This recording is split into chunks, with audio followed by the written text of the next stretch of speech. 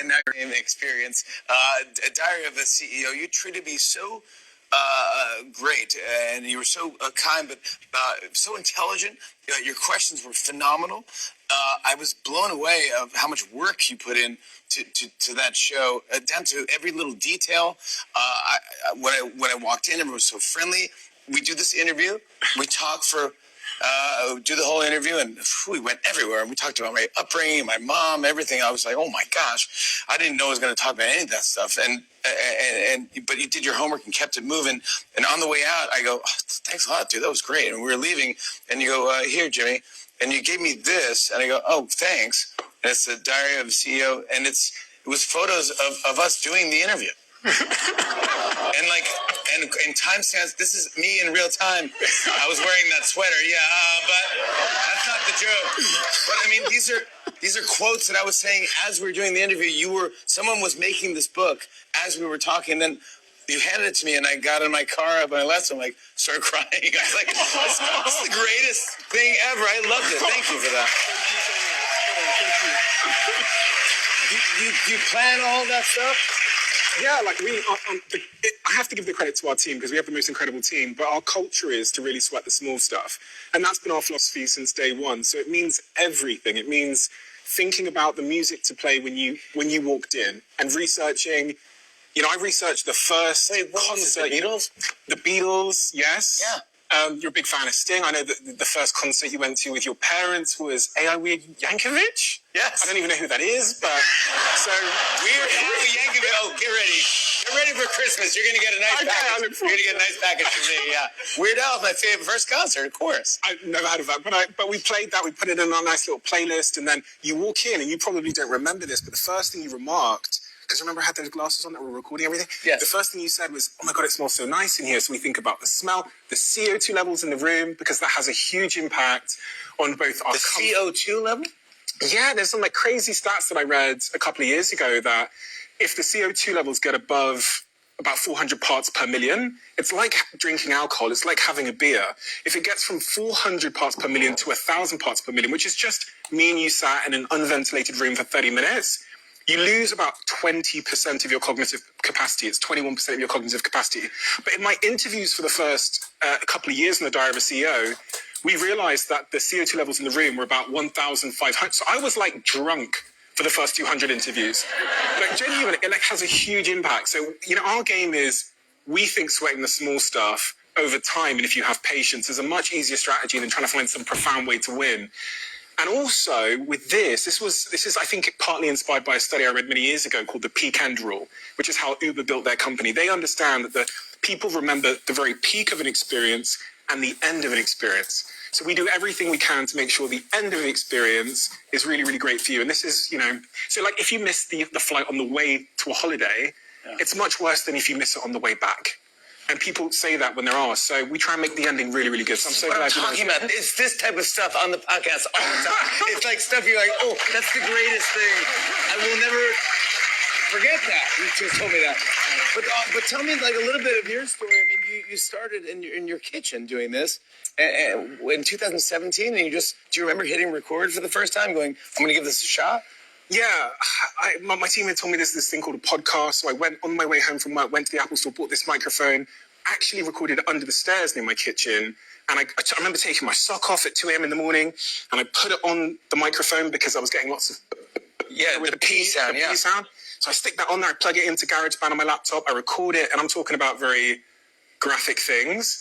And then I posted it, and 26, 27 people listened to it. Oh, 26 people. Yeah, okay. I thought you were going to say 27 million. No. 26 people, 26 downloads. And one of them was my friend. And my friend was like, that was good. And he's the type that tells you when you do bad things. Yeah. He roasts you. So he was like, that was good. So I was like, you need to carry on doing that. And so I carried on doing that. And it's been crazy. Well, the show recently surpassed 1 billion streams. So congratulations. 1 billion. 1 billion from under your kitchen. You've done about 500 episodes now. Have you ever had an interview? Other guest that was coming on in the evening. So I spent 5 hours and I didn't even know this person's name. So I walk up and I shake their hand and we sit down, and my producer, who I think is actually here tonight, says to me, ready to go. and I don't know what this person's name is, let alone what they do. So I said to the guy, I said, tell me how you spell your name. Which is what you do, right? And I'm hoping for like That's such a good move. Of course, Tell me how you spell it. He's like John. Yeah, this is the problem. If you go for that strategy, it has to be like an Anastasia, a Malika. It has to be something. The guy said his name was K. The letter K. His name was K. He's called Dr. K. They called him K. So I was like, K, okay. K or K-A-Y? He's like, no, K. I go, yeah, I know. My first question to him, producer goes, ready to go. My first question to him is, for anybody watching at home, K, if they don't know who you are and what you do, please can you let them know and tell them why they should listen to this conversation? God bless him. He's like, kind of genius.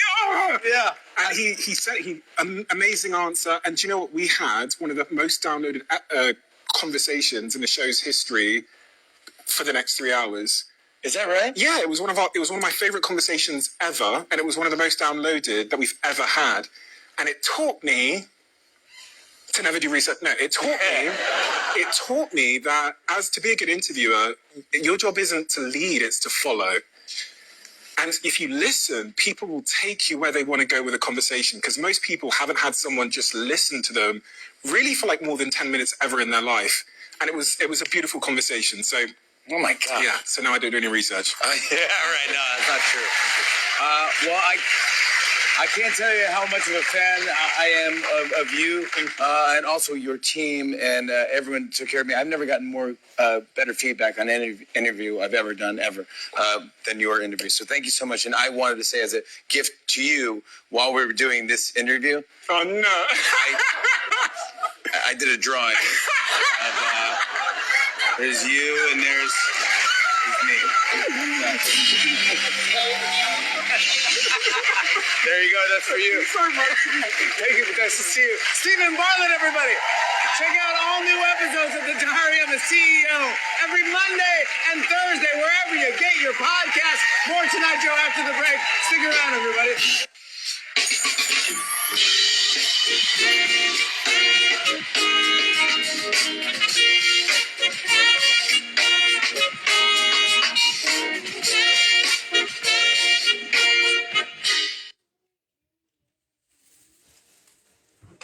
I was just breaking down mentally of like, what have I done? I don't know what else to do with my life, and I think I wrote a letter to my best friend like, I'm losing it, dude. What did it say? It's a deep one. Jesus.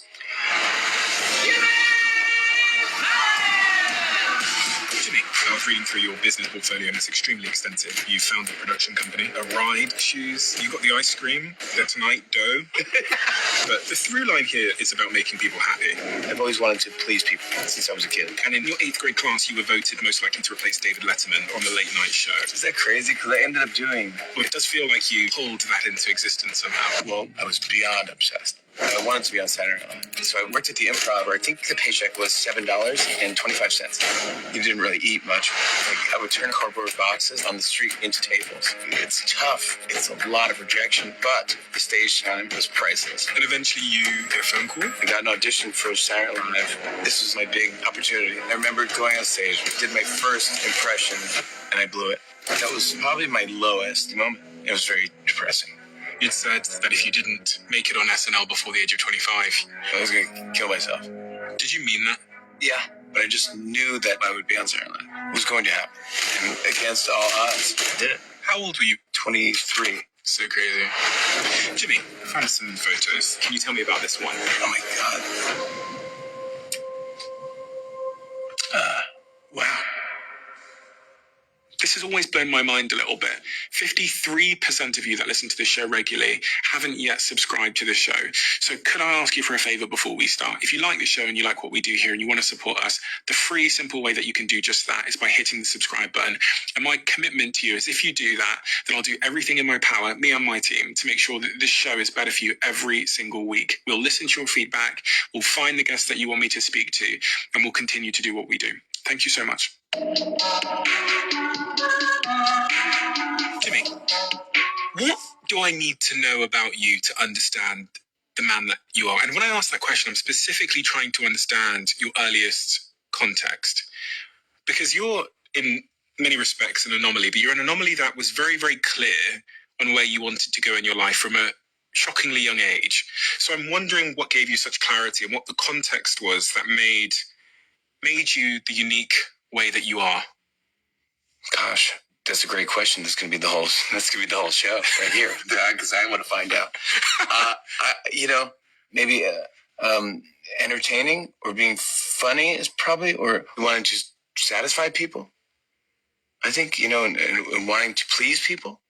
I've always wanted to please people since I was a kid. Like, I don't know if it was my parents or my grandparents, or I wanted to make people feel good and give everyone, or if I'm at a party, I want to make sure it's the best party, and I'm giving everything. I want to make sure it's not pleasing or appeasing, one of those words, but I think I've always wanted to do that.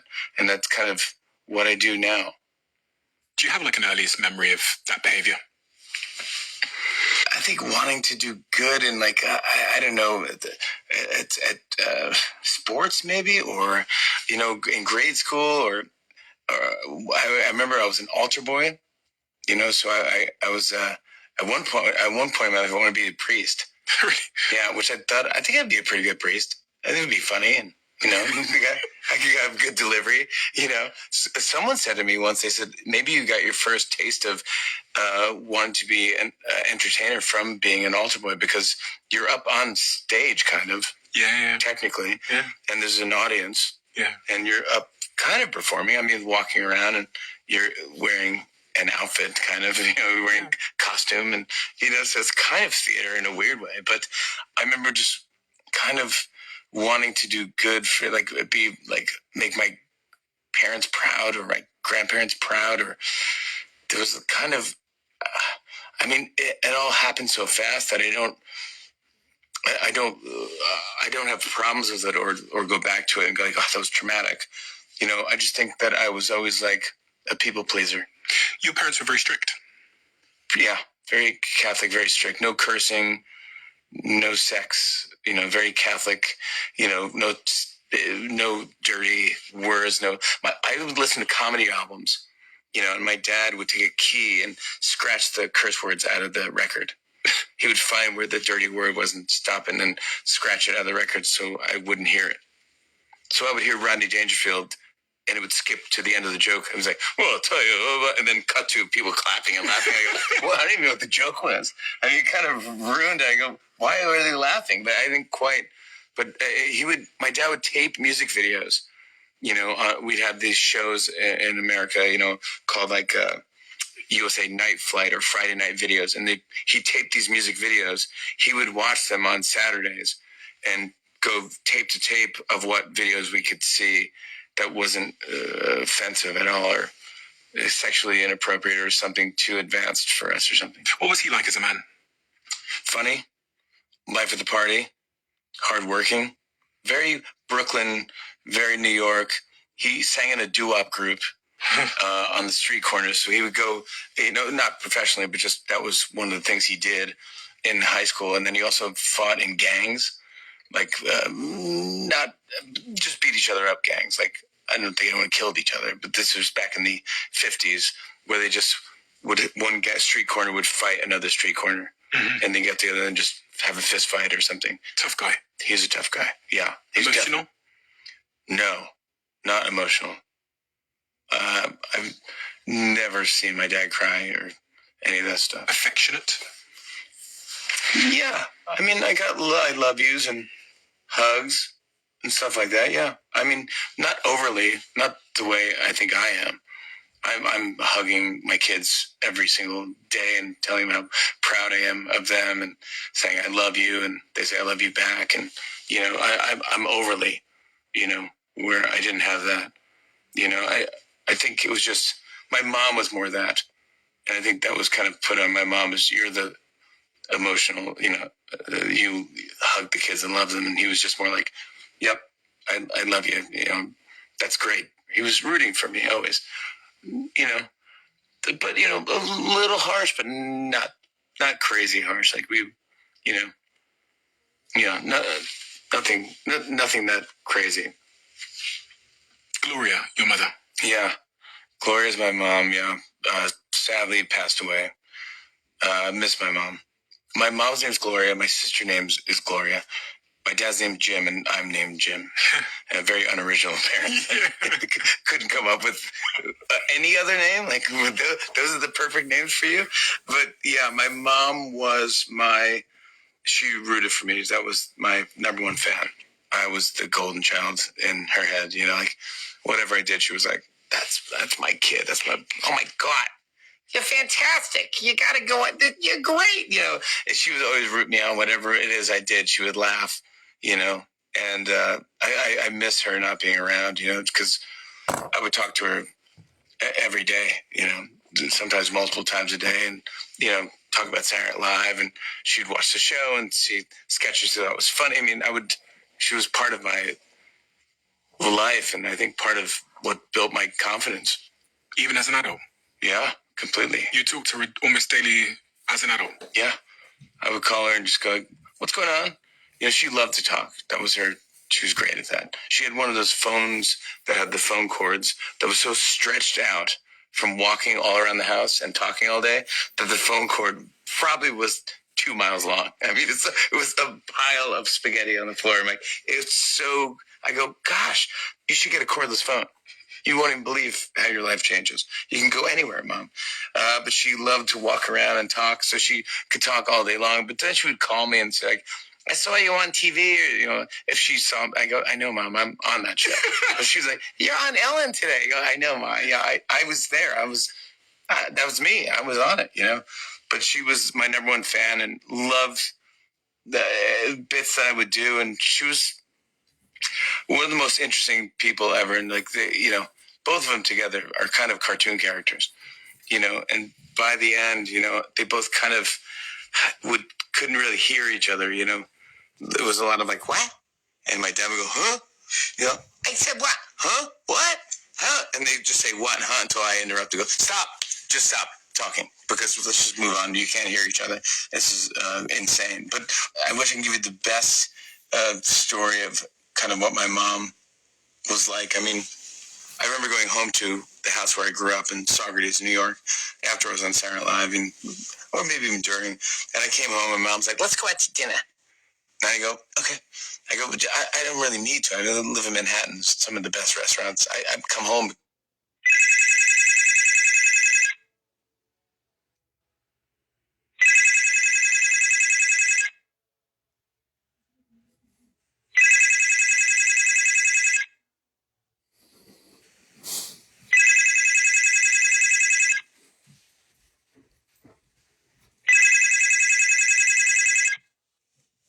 Because I want home cooked, you know, meals, you know.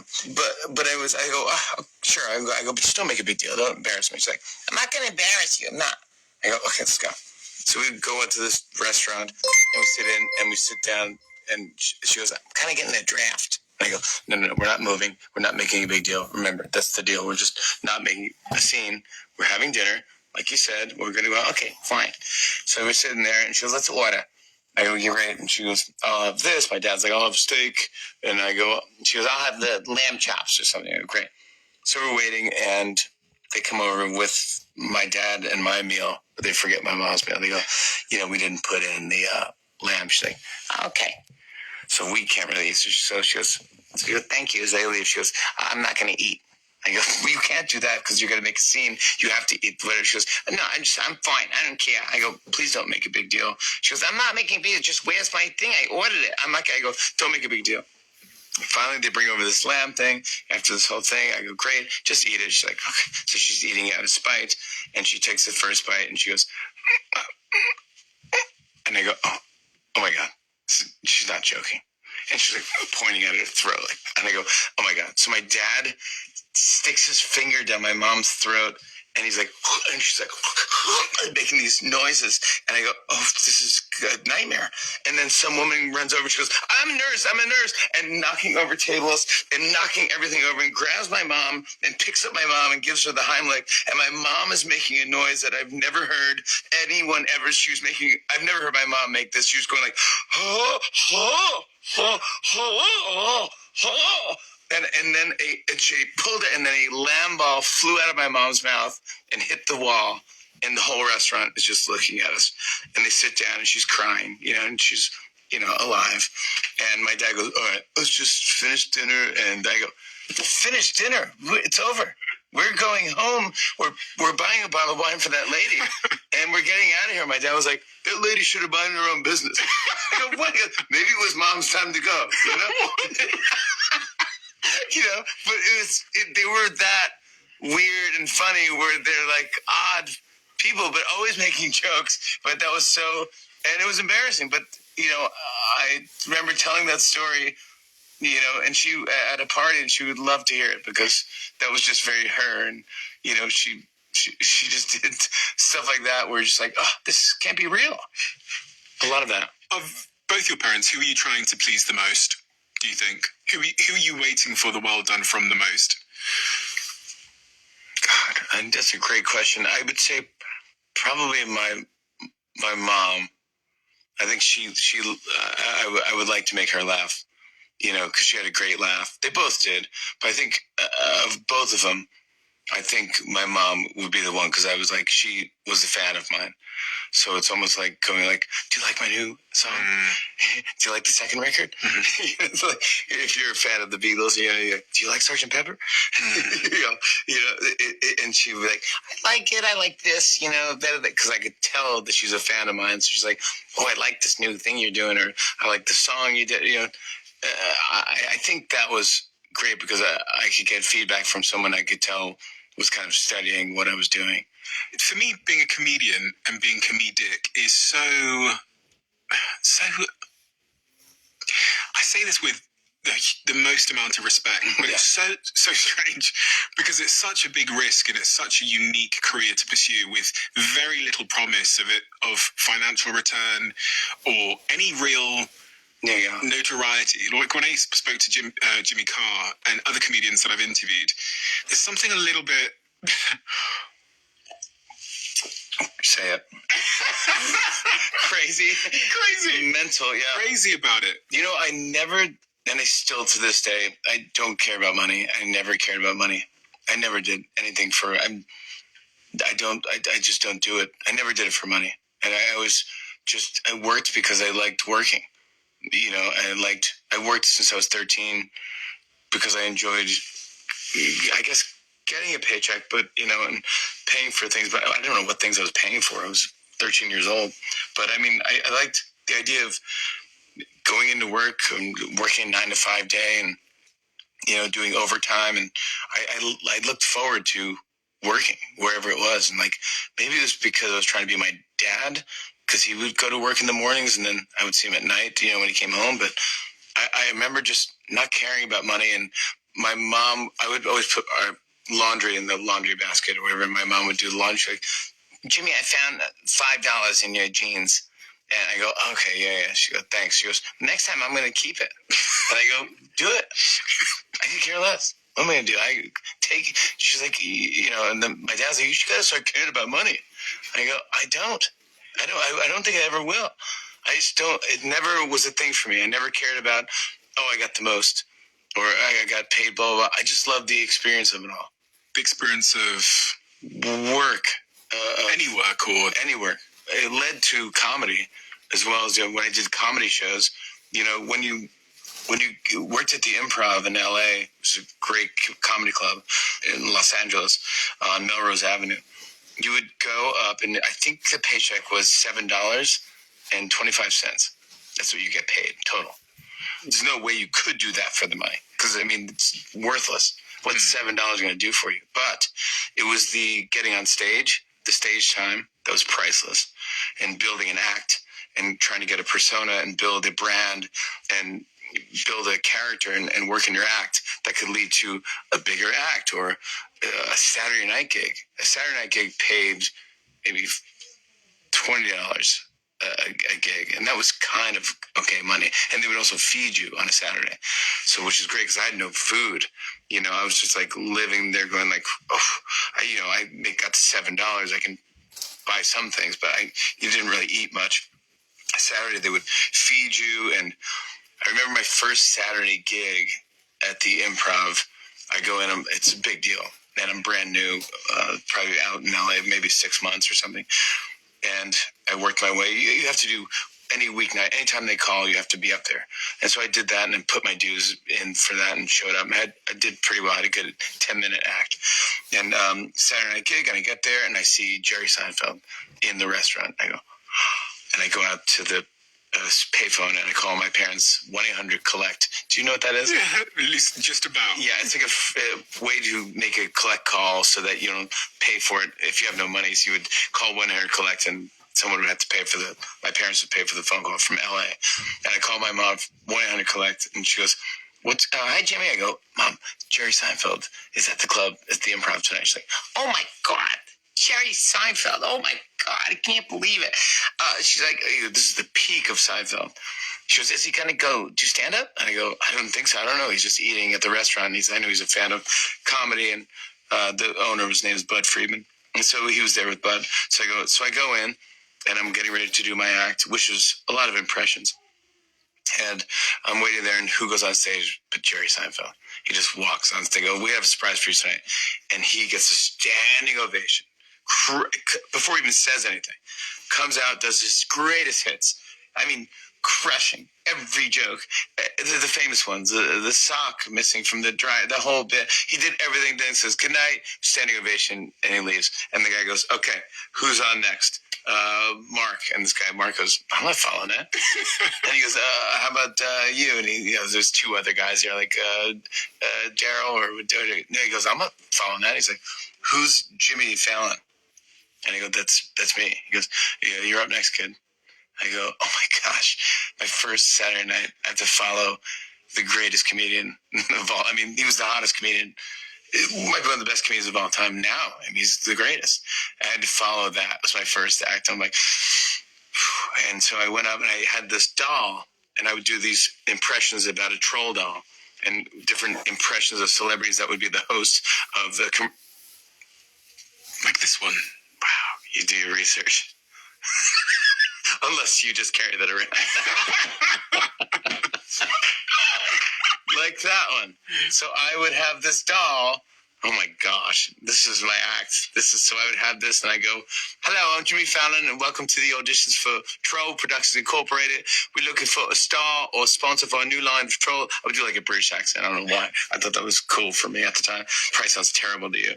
And I don't mean to be offensive. And I go, we're looking for a star or celebrity to sponsor our new line of Troll dolls for our new line of commercials. First up, John Travolta.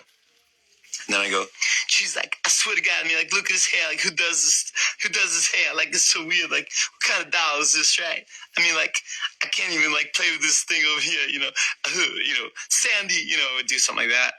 But this time I came out and I go, first up for the celebrities, Seinfeld. And I go, okay, people, okay, look at these dolls. They don't have their arms and legs don't move. These aren't fun. He's got no pants on. He's not even wearing pants. What kind of a doll is this? And it worked. And I followed Jerry Seinfeld. And I was like, and that was cool. And then I went down the list and I finished my act and I pulled out a guitar and I played guitar with the troll doll. And that was my act for years. My name is Jimmy Fallon and welcome to the auditions for Troll Productions Incorporated. Remember, this little guy with fuzzy hair. We're looking for like a jingle for our new line of troll doll commercials. First up, you two.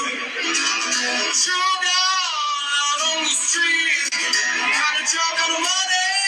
Got the shoes in the feet. Were you a confident young man? So if I zoom back to when you were 12 and you were the class clown in 1986, were you a confident man? What was going on in your head? I think I was pretty confident. I wasn't cocky. I remember like my grandfather and my parents being like, hey, don't be too full of yourself. They didn't like kids that were too full of themselves or cocky. I was pretty, but I was confident. In your 8th grade class, you were voted by your peers most likely to replace David Letterman on the late night show. And you were 13 years old at the time. Is that crazy? Because I ended up doing that. Crazy. I ended up doing that. I replaced David Letterman. But you were aiming at that. I wasn't. You were aiming at the SNL thing, eh? Saturday Night Live was my aim. I wanted to be a cast member on Saturday Night Live, which I ended up doing. But then Saturday Night Live is what got me late night. which was Letterman's show. And then late night got me the Tonight Show. When you look back at how, at that age, you were aiming, as a young man to be on SNL, which is exceedingly rare, but you also went on to, replace David Letterman on the Late Night Show. When you look back in hindsight and go, so if your child came to you and said, "Dad, how does one aim at a goal and then accomplish it? And how did you aim at such a goal? And in hindsight, what were the factors that went into you accomplishing that goal? Are there principles that you could transfer to somebody to make them accomplish such a goal?" Because, one of your best friends, I think it was Frank Gentile, recalled that he says, "I've never met anybody more focused on what their goal was in life." It's, I'm not a huge believer in manifestation as people often describe it, but it does feel like you pulled that into existence somehow. I remember just being, I don't know what it is. I wasn't that well read or anything like that, but I just knew that what I wanted to do, I think from around 12 or 13. And maybe it's because people said I was good at it or I was making people laugh, So I think when my peers and my friends said, you should do this. I think you're going to be famous one day, or I think you're going to be a comedian. I think you start believing it and you're like, oh, maybe I am good at this. I don't even remember watching Late Night or David Letterman around that time. I knew Saturday Night Live, and I probably did watch Letterman and Johnny Carson, The Tonight Show. But I think I started thinking, oh yeah, Saturday Night Live that's what I want to do. That would be the ultimate dream, because that felt exciting and electric and show business, but also cool and edgy. And I was like, if that would be my goal, how would I do that? And I remember secretly, if I threw a coin in a fountain, or if I made a wish on a birthday cake, which I still do, that's not my wish anymore, but I remember I would blow out the candles and I'd say, I want to be on Saturday Night Live every year, all of my birthdays. Any wish that I could make, that's what I wished, that I could be on Saturday Night Live. And so maybe that pressure that I put on myself drove me to figure it out and see what were the right steps. I think, my big decision, was going into stand-up and doing impressions. I knew the show could always use impressions and people doing impersonations of celebrities, And so I thought that was one way in. And so I remember doing that. And then I remember reading that people that study at the Groundlings, which is an improv troupe, if they study there, some people go from the Groundlings to Saturday Night Live. So I moved out to LA and started taking classes at the Groundlings, just in case that could help me. I also knew that there was a management company named Brillstein Gray that managed a lot of the people that were on Saturday Night Live. And if I could get seen by Brillstein Gray, maybe they would put me in touch with, the Adam Sandlers of the world, or the, people that, they had everyone from, I think, Belushi on till, they probably have people on the show now. But I remember getting a call from a manager who used to work at Brillstein Gray, just left. Her name was Randy Siegel, and she was great, and she was my manager. I moved out to LA with the manager, and so I thought she would know how to guide me to Saturday Night Live. What are your parents saying at this time? Because if one's kid says, I'm going to go out to LA to do comedy and improv and these kinds of things, your dad was a career man. He was working at IBM, I believe. Yes, he was working at IBM. And he said to me, he said, look, just guarantee me 2 years of college. Just go to college for at least 2 years. I think we made a deal where we said, if you go for 4 years, I'll pay for 2 years. And you pay for 2 years. Okay. That was kind of a deal for us. And so I remember going to college for 3.5 years. And on that half of that last semester, I got kind of an opportunity to go to LA to meet with this manager. And I called my parents and I said, I think I'm going to drop out and move and go to LA and go for it and just try to take acting lessons and take class at the Groundlings and try to get an audition for Saturday Night Live. And they were like, all right, well, really think about this. This is really what you do. Who is this person that you're going out to? And I go, her name is Randy Siegel. She's a manager. And I had met her through guy that I used to work for in Troy, New York. I was a receptionist at a news weekly called Metroland. I used to answer the phones, and I would also do the personal ads, like, men seeking women and blah, blah, blah. And I typed those things out. And I remember he moved to LA to be a music manager. And so I gave him my tape on his way out, a videotape of me doing my troll act. And I said, if you see anybody, he goes, well, I'm not doing comedy, I'm doing music. I go, I know, but if you see anybody, maybe pass it along. And so he passed it along to this manager. So she talked to my parents, and they got a phone call where she was like, I think Jimmy's got something. He's green, but I think if he gets, if he goes to work and puts in the work, I think that he'll get something. I think he'll be successful. He's green. Amateur. He's not ready yet. If you're not ripe. He's green. So if you're green, you're like, a green banana.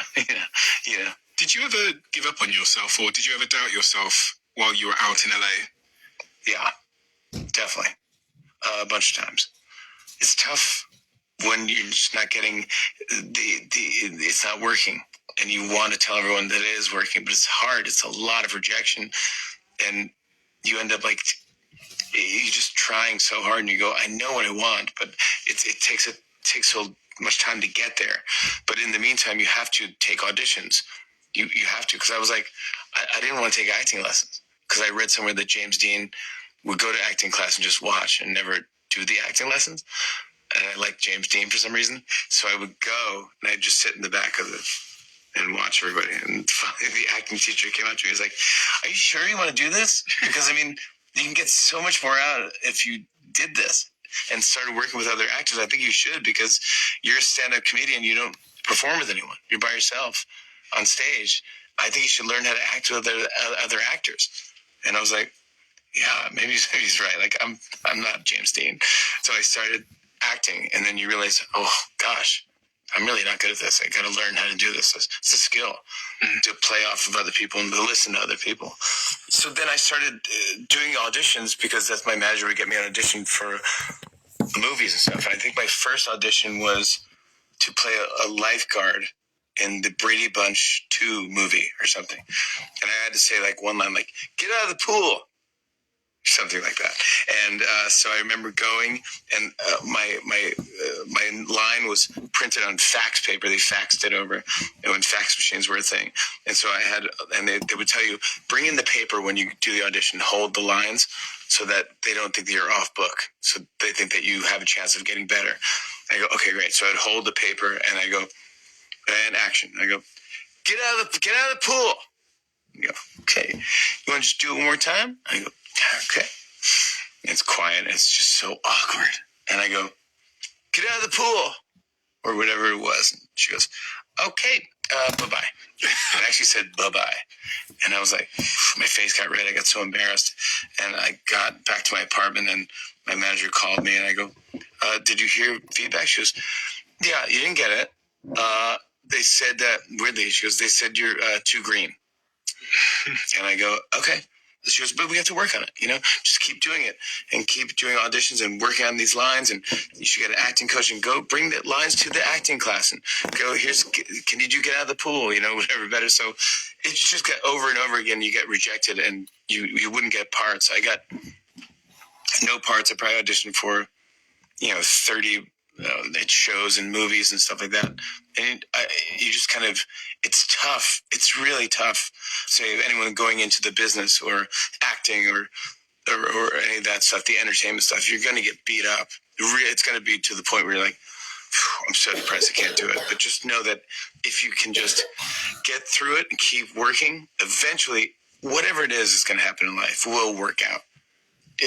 Maybe you won't even be an actor, but maybe you'll be a lighting director. Maybe you'll work on sets. Maybe it won't be acting, but it will get you to where you're supposed to be if you just keep going and keep doing that. I just kept kind of telling myself that, and I ran out of money, and I was like, I'm gonna have to go home to live with my parents and probably go back to college if they can let me back in. And I think I even might have looked into it, but I was just so bummed out because that's not what I wanted at all. I wanted to be on Saturday Night Live. And you know, it's just, reality was like, oh, you almost didn't feel like living in this world, because it's like people couldn't believe that. They're like, that's not reality. You can't just say I'm going to be on Saturday Night Live. I remember going to my Groundlings class. My first teacher was great. His name is Jim Wise, and he goes, "What do you want to do?" And he would go around the horn and be like, "I want to be in movies. I want to be in a TV show. I want to be in a sitcom." And I said, "I want to be on Saturday Night Live." I was like, well, that's very specific. That's like, yeah, it's one in a zillion. That's what I want. He's like, and he brought that up to me. He brings it up every. He's like, I'll never forget that. You said that that's what you wanted to do, and that was my ultimate. I said, if I do nothing else in life, that's all I wanted to do. And like, even if I got on for one season or one episode, then I could do whatever I could. I didn't care what I did after that. That was What was the fixation with Saturday Night Live? I think my parents loved it, and their friends loved it, but that was what they would watch, and that was like the pinnacle of comedy. That was the best comedy show in America, and so that was the best. So it's like playing for the greatest team, playing for the Yankees or, whatever. I don't know soccer, but Arsenal, I have no idea. Manchester United. Oh, Manchester United, yeah.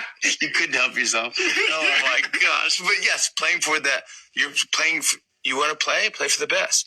If you can make it there, that's the best team. Then you could do whatever for that if you play for Man U. But it's slightly different with you, because a lot of upcoming football players would be happy to play for any Premier League team. Man United is, of course, great, but they would aim for any Premier League team, whereas you seem to be, like, religiously intent on it being Saturday Night Live. Yeah, it had to be that, because I think that's what we would watch, we would talk about. As a family? As kind of a family, yeah. As a family, they would tape it. We were one of the first families to have a VCR. Which is anyone young listening to this podcast, a video cassette recorder. So it would tape, it's like a DVR, digital video recording. So it's a video cassette, and you would tape it on these giant tapes, and they would record 2 hours, on television. And so we would tape the show, and then you could rewatch it. And then I would rewatch it and study it and watch the sketches over and over again, and watch repeats and watch the greats and watch Belushi and Dan Aykroyd and people I want, Bill Murray and Steve Martin, people I wanted to be like. As it got into high school, I was taping it, watching the best sketches, and I would go to my friend's party and show the best sketch that week and go, oh, this is the best sketch. It's Chris Farley and it's blah, blah, blah. Or, I would be obsessed that way. I almost became so obsessed in high school that I couldn't really hang out with anyone while I watched the show, because I didn't like it if anyone didn't like the show. And my parents used to let me drink if I stayed home. So if I didn't go out, they would buy me a 6-pack of beer, and I could drink at probably 16 or something like that. I'm not the smartest thing, but they would, I would hang out with my friends, and they would say, yeah, they're going to have a couple of beers. And, I would watch Saturday Night Live with a 6-pack and watch it and study it. And I ended up just stop watching it with anyone else. I guess I still drank. That's sad to say I drank by myself, but I became an alcoholic at 16. But it was a thing that I would do, and I would just study it. And I would every Saturday night, and it continuing into college. My friends would have parties, and they go, "You got to come, right?" I go, "I'll be there at 1 o'clock." They go, "No, the parties, you got to come." I go, "Saturday Night Live, I can't go." They go, "Just tape it." I go, "I can't just tape it. I have to watch it live." Obsessed. Yeah, I was beyond obsessed. Obsessed, without a doubt. That was it. That was the pinnacle. Like, even I went on like an NBC tour with my dad, like a bus trip to New York City, and took me on a tour of NBC to see Saturday Night Live. And I was older. I was just so nervous to go in the building, and oh my gosh, this is the building. This is what it looks like. This is the doorway and the revolving door. I know all this, and I know everything. I know what the walls look like. I know what the ceiling is painted like. I know Art Deco decorate. I knew everything. I geeked out, and I was like, this is the best day. Just going on tour there. Now I've worked there for 20-something years. You know, it's my home. I've been working in that building since 1998. I don't even think about it anymore. That's the door I go into work. Every now and then I'll walk to, I walk to work almost every day, but I'll get that feeling again, like, oh yeah, don't lose that. This word obsession, it seems to be, earlier when I said, the principles of, or the characteristics that got you to where you are today, but clearly obsession is one of them. I mean, you're obsessed to an extent that I didn't actually realise with becoming a host on Saturday Night Live. Yeah. And obsession is a powerful force, isn't it? Because it means that one can bang their head against an immovable object over and over again until the immovable object moves out its way. And that's kind of what you found yourself doing in LA. You're going to these auditions, you're getting rejected. What was your mental health like in that period when you're in LA? Because you're dealing with constant rejection, you're running out of money, you're contending with having to go home. It wasn't the greatest, and I'm a pretty positive guy in general, but I think that was probably my lowest looking back. I mean, I remember trying to see what therapy was, or if I could afford a therapist, or what that meant, or why. Because I was just breaking down mentally of like, what have I done? Like, what have I done? I've kind of made these decisions, and I wasn't getting anywhere. And it was like, I mean, I had really kind of no friends and no social life, just obsessed with work and obsessed with stand-up and trying to make my act better and trying to see if I can get on Saturday Night Live, and having no money and just going like, what is this all about? I don't know if I can afford to keep failing. I can't live in an apartment if you don't make money. And I can't afford gas to get to the audition. You can't eat. You just go, oh yeah, I just got to keep doing gigs, but I'm running out of space. So maybe if I go home, I can go back to doing like these little clubs and make some money, save up money, and then go back out and try again in LA. I remember they became a moment where I'm like, oof. I think I wrote a letter to my best friend, like, I'm losing it, dude.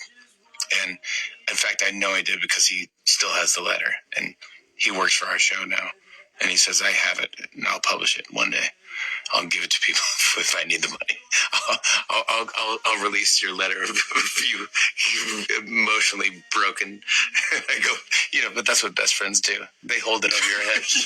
And he's a sick dude. Yeah, exactly. They'll sell it on eBay. And I go, gosh. I mean, it's one of those embarrassing things. I probably wish I didn't write that, but what did it say?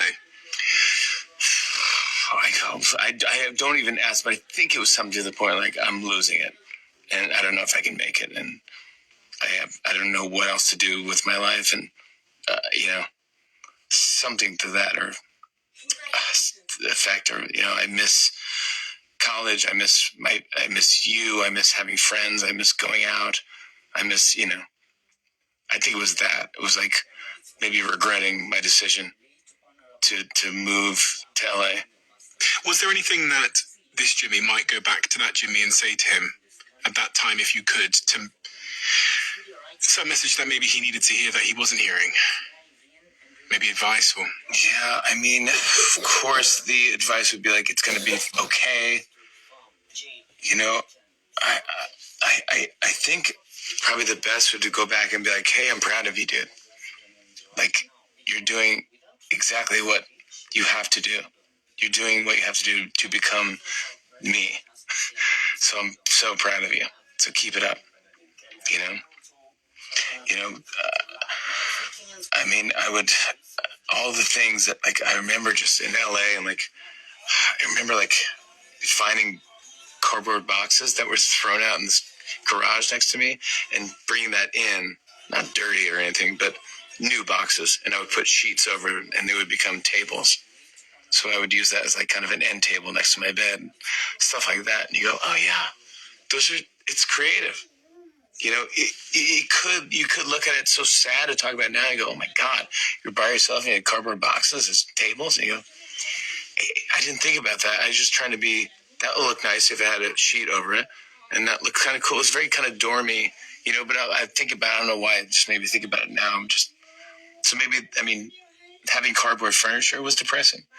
But I think that's where you have to dig and see if you can find the funny in it, and go like, whew, if you can perform now, then get ready if you step in the ring, you're an animal. Why I'm proud of you. You didn't quit. You're really like against all odds. You're doing something that no one in the family has done, that none of your friends have done. You really don't know where this is going to end. And you're kind of adventuring into an odd place. You're discovering all new stuff that's never been done. And it's great to do this, because one day you'll get tested in a different way and you'll be mentally stronger. And so I'm proud of you, because this is all tough now, but it will pay off when you need to show your strengths, or, it's almost like you're going to the gym, it will pay off one day. Like, I don't want to do it. I don't want to run. I don't want to lift. I don't want to do anything. I don't want to eat. You go, I know, but the future me is telling you, this is great that you're doing this, because you're going to have it. It's just going to be, when you need it, you'll be strong enough. And so I think I was becoming stronger as I was building it. And I look back and I wouldn't change anything. At the time, if anything, I would say I want it to happen faster, but not really. I think you have to live through all the stuff and go, oh yeah, now I remember that. That was cringy. Oh, that was rough. Oh, I remember that. That was bad. But that was a good one. And then you go, oh yeah, that was another great one. And then, oh yeah, and then you start thinking of all these stuff that you thought was depressing then. It's kind of charming now. And you go, I love those days. I love the days where you bombed and that was the biggest problem. The biggest problem in your life is that you didn't do a great impression of Jerry Seinfeld. It's like, that was the biggest problem in your life? Okay. Then I think your life is pretty good. Like, dude, if you look back, you go, it meant so much to me then. And I think about that now with my daughters. They tell me stuff that's going on in school and stuff. And to me, I'm like, you won't even see these kids. This will mean nothing to you. These kids, maybe you'll be friends with them for life. I hope so. That'd be great, but I don't think so. I don't remember anyone. I don't talk to anyone from my grade school. But it's the biggest thing in their life now. So you can't say that. Because it's like, Dad, this is my life. What are you talking about? This is the biggest thing. Like, high school is so slow when you're in high school. Right now, 4 years is a joke. 4 years is like a joke to me. I go, oh my God, I can do anything for 4 years. When you're in it, it's long. 4 years feels like 25 years. Could you have imagined a reality where you didn't end up getting onto SNL at some point? So if we were sat here now, you're 50 years old, and you're sat here and you'd never done it. I would have done it. But, so this is what I'm getting at is, I would have found a way and done it. And even just walked on or something. I would have found a way to get on it. I would have found some way to either be an extra or walk in the background or do something, or I would have. There's no way. There's no way. I have to. But you're saying if I didn't, what would happen? Or you're saying I don't think it would ever happen? I had to be on it. I was going to make it happen, and I had to do it. I don't think there was an option. I don't think I would have done it. I don't think there's ever an option that I would never have been on that show. I asked the question because there are areas of my life where I sometimes reflect and go, I always thought that was going to happen. And the consideration that might not have happened it's almost like this, like, then life wouldn't have been real. Like, then everything I believed would have been a lie. There's small things in my life that if you look at me as a young man and I'm filming myself pretending that a TV show have asked me to do something that ended up happening 10 years ago. And I go, that was always how in my brain. I did that too. Yeah. But I mean, I think a lot of performers have done this, where you interview yourself and you pretend you're on a radio show. And you go like, here I am, I'm counting down the top 10 songs, and here's the vote. And I have cassettes of me doing that. I think a lot of people do that. When I asked you the question about SNL, you were so convinced that that's always the way that it was going to go. And I'm like, that's what I wanted to see your reaction when I make you consider that it didn't go that way. I can't see it not happening. It was going to happen. I don't know. I don't know if I can tell you honestly that I could imagine another path. I don't even know if I could fake it, because I would be lying. I know I would be on Saturday Night. I have to. I can't even, I can't lie and say, well, I guess I could have done it. I just know. So how did you go from that kid who's writing the letter to his friend saying that he's considering giving up and seeking out therapy and those kinds of things? How did you get from that moment to that first Saturday Night Live audition? I think you get little things, little good things happen to you. You were going to use the word luck, right? It sounded like you paused on the word luck there, but... I could use luck, but I'm just going to say good things. I mean, it probably is luck. I feel like I'm a lucky person, but I think they're just like you. I think I got a holding deal at Warner Brothers Television to act for a sitcom or something, even though I didn't want a sitcom. I remember putting in the contract that if I get Saturday Night Live while I'm doing the sitcom, that I can contractually get out. And they said, no, that's the whole reason. No one can, you can't. I go, well, that's the only reason I have to get this clause in my contract.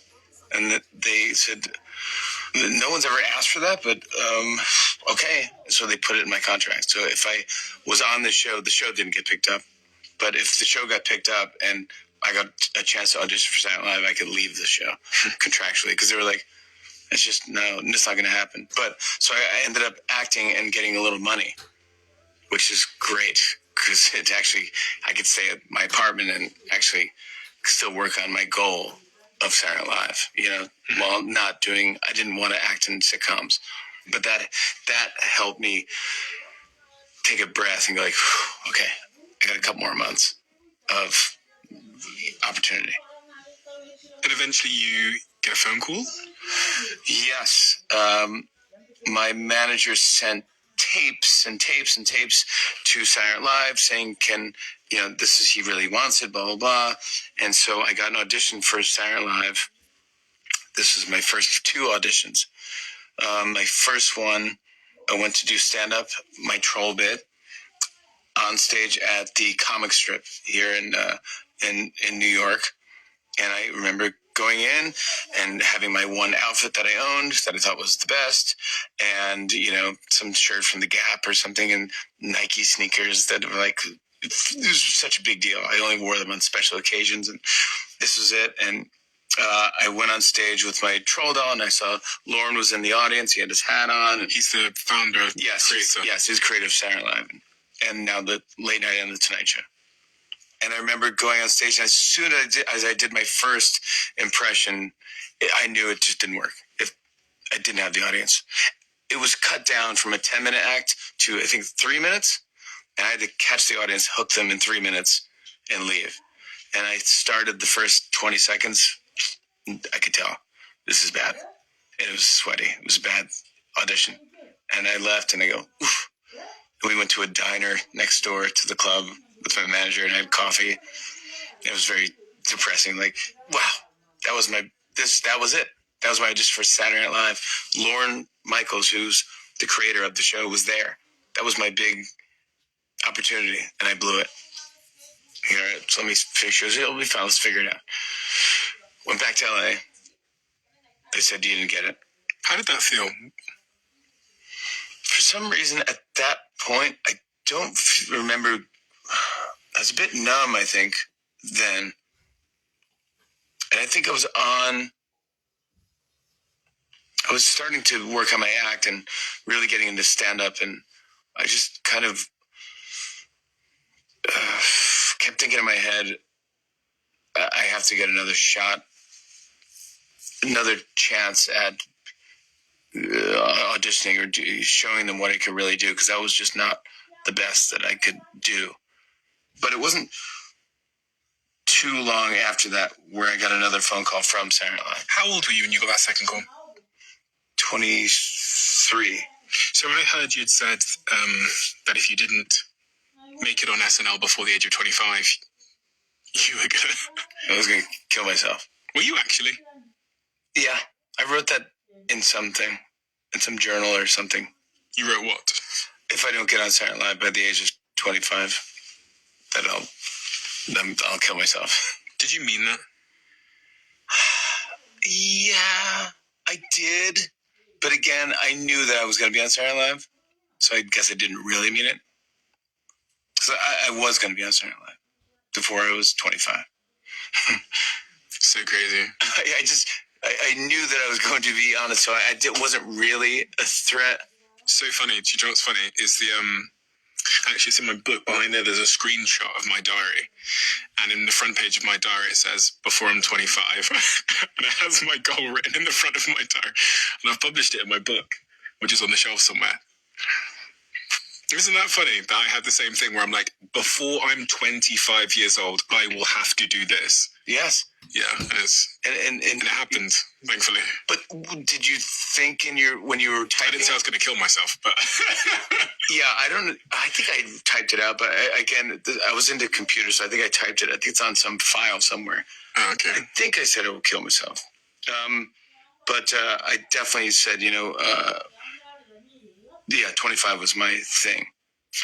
I started my first business at 12 years old, and I started more businesses at 14, 15, 16, 17, and 18. And at that time, what I didn't realize is that being a founder with no money meant that I also had to be the marketeer, the sales rep, the finance team, customer service, and the recruiter.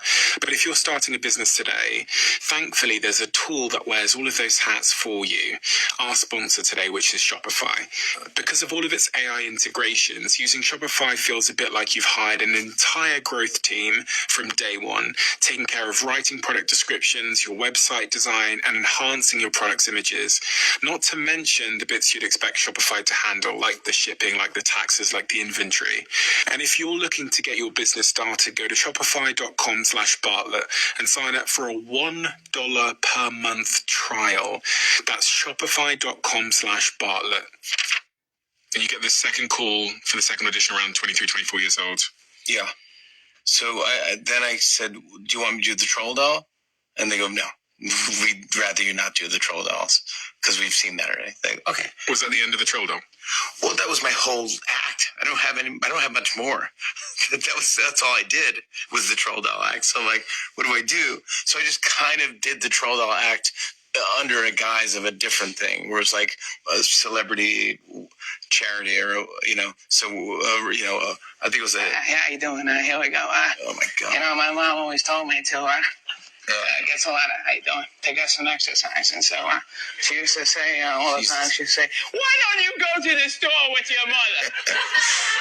Skinny kid. And I would say, "Why don't you shut up?" So that was my big moment. That was the biggest moment for me. That's crazy. That was the moment in the audition too that changed everything. Because I was doing a bunch of impressions, and before I did that, I'm so nervous, but now I'm on the actual stage, and you're there, and the producer comes over and says, Jimmy Fallon. They go, yeah, come with us. They go, just to let you know, Lorne Michaels doesn't laugh, so don't let that throw you if you're doing your act. I go, great, thank you. And then they go, now go get hair and makeup. I go, wow, how cool, hair and makeup. I go get hair and makeup. They're doing my hair. They're putting makeup on me because they're broadcasting my audition to California, so that the heads of NBC can see. And the guy and girl doing my hair and makeup go, just so you know, Lorne doesn't really laugh in these auditions, so don't let that throw you. When I go, okay, yeah, that's what I heard. Great, thank you. They go get your microphone on. So they're putting a microphone on me and a mic pack, and the audio guy goes, just a little advice. Lorne doesn't really laugh, so if you do your thing, I go, what is this guy's problem? Why is he not laughing? He's in the wrong business. I mean, he's in a comedy show. And so as I was doing that audition, I did an impression of Adam Sandler, which was what you just played. And I remember at the time it was kind of new because Adam just left Saturday Night Live and no one was really doing Adam Sandler. And I was doing, like, whatever. And I remember Lawrence started laughing. And I go, that's cool. That's a cool story. Even if I don't get Saturday Night Live, but I just knew that he started laughing. He put his head in his hand and was laughing. And I go, that's a good story. I'll tell my kids I made Lorne Michaels laugh on Saturday Night Live, on the set of Saturday Night Live. I was like really on the show, but I was on the set. And I remember doing that and feeling good about the audition. Like I left that going, that went as good as it could go. You know, that was the best that's the best I can give him. That was it. And I remember one of the producers, Marcy Klein, came up to me and said, grabbed my hand. She goes, Jimmy, that was fantastic. You got to feel good. And I was like, and I just felt like, okay, if they're saying it, I feel good. Then I didn't hear back for a couple of weeks or whatever. It's like, it's crazy how long you wait. And they go, look, we like Jimmy. We saw him at the Comedy Club. We were looking for a different direction, for that audition. I think they hired Tracy Morgan. So they were going in a different direction, the first audition. But this one, they called, they go, well, Lorne wants to meet you and talk to you. He's going to be out in LA. And he had an office on the Paramount lot. And so I drove into the Paramount lot. I get my name to the front gate. It's a great studio. It feels like you're in the business. I don't know if you've ever been to the Paramount lot, but the giant gates, and it's a movie set, and the gates open, and you go to a parking spot, and there's actors walking around, and it just feels like you're in the business. And it's nerve-wracking. I went into Lorne's office. He had like some office on the lot. And I remember going into his office, and everything was white, and it kind of felt heavenly almost. And you're just like, and I sat across the desk from him, and he goes, Jimmy, do you wear wigs? And I was like, oh, no, I do this to my hair. I just spike it up. He's like, no, I'm saying like for characters and stuff. Like, have you done characters like where you wear wigs and stuff? I go, no. He goes, because we want you for the show. And I just think, with more practice, and if you try to do different, and as soon as whatever he was saying, I couldn't hear it. The rest was slow motion. I was like, oh my gosh. He just said, I got Saturday Night Live. I did it. I got Saturday Night Live. It's happening. I couldn't believe it. And I go, okay. And I shook his hand. I go, I hope I make you proud. And I left, and I think I pulled over to the first payphone I could get to and called my mom. And I'm like, I just got Saturday Night Live. And it was like, wow! It was just, it's crazy. The whole thing is crazy. I'm coming back to New York because I'm going to be on the show that I tried to be on my whole life. I did it. It's happening. And here we go. And it was like, wow. And I said goodbye to LA and my roommates, and everyone was so happy for me. And then I went to New York and got an apartment and in Midtown, and it was the greatest thing. And I took Saturday Night Live and went from there and did a couple of movies. I met my wife. It's the best thing that ever happened to me. And then I didn't work for a while after the movies. And then Lorne asked me to host Late Night and replace Conan O'Brien. I did. I worked hard at that. And then I got asked to replace Jay Leno on The Tonight Show. And I did that, and here I am. And I'm host of The Tonight Show, and crazy life and crazy opportunities. And it's just so interesting and fun. There was emotion in your face when you talked about getting SNL and calling your mum. It's so interesting that it's decades ago. Yeah. Again, like, it's the end of Rocky. It's the thing. It's like, I did it. It's like, yes. You did it. That's insane. You gotta be kidding me. You did it. What we all said you were gonna do, but you went and actually, it's crazy. It's not many people do this. And I was like, yeah.